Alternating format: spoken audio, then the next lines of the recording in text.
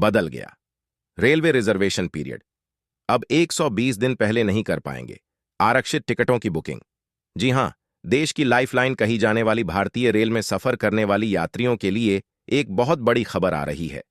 भारतीय रेल ने ट्रेनों में की जाने वाली एडवांस बुकिंग की लिमिट को बड़ा बदलाव किया है। रेलवे ने एडवांस रिजर्वेशन पीरियड को 120 दिन से घटाकर 60 दिन करने का ऐलान किया है। यानी अब आप 120 दिन यानी 4 महीने पहले रेलवे की टिकट बुकिंग नहीं कर पाएंगे।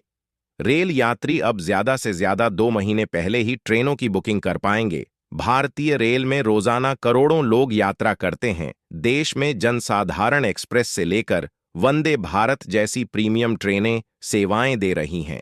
आमतौर पर किसी खास काम के लिए लंबी यात्रा करने वाली यात्री यात्रा की तारीख से 4 महीने पहले यानी 120 दिन पहले ट्रेन में अपनी सीट बुक कर लेते हैं ताकि उन्हें कंफर्म सीट मिल जाए और बाद में भीड़ से बच जाएं।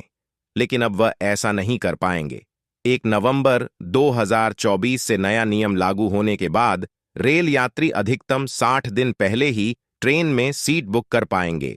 1 नवंबर 2224 से ट्रेनों में एडवांस रिजर्वेशन की मौजूदा लिमिट 120 दिनों से घटाकर 60 दिन कर दी गई है और बुकिंग भी इस नए नियम के अनुसार ही की जाएगी। जानकारी के मुताबिक 120 दिनों के एआरपी यानी एडवांस रिजर्वेशन पीरियड के तहत 31 अक्टूबर 2024 तक की गई सभी बुकिंग बरकरार रहेंगी। लेकिन 60 दिनों के एआरपी से परे की गई बुकिंग को कैंसिल करने की अनुमति होगी। इसका मतलब यह हुआ कि आप 31 अक्टूबर 2024 तक 4 महीने की एडवांस बुकिंग कर सकते हैं। हालांकि 60 दिनों के एडवांस रिजर्वेशन पीरियड के इतर की गई बुकिंग को रद्द करने की अनुमति दी जाएगी।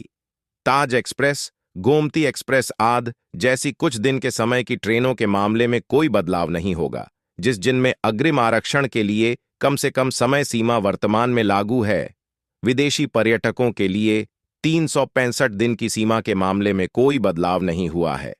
यूं तो अभी जब भी आप किसी शादी या फिर किसी छुट्टी पर जाना होता था तो लोग 4 महीने पहले टिकट बुक कराते थे। कुछ लोगों को इस नियम पर ऐतराज भी था क्योंकि उन्हें लगता था कि 4 महीने पहले कोई भी छुट्टी प्लान नहीं की जा सकती। लिहाजा इस नियम को बदलाव करने की मांग भी चल रही थी और लोगों की मांग को ध्यान में रखते हुए रेलवे ने यह बदलाव किया है। फिलहाल के लिए बस इतना ही।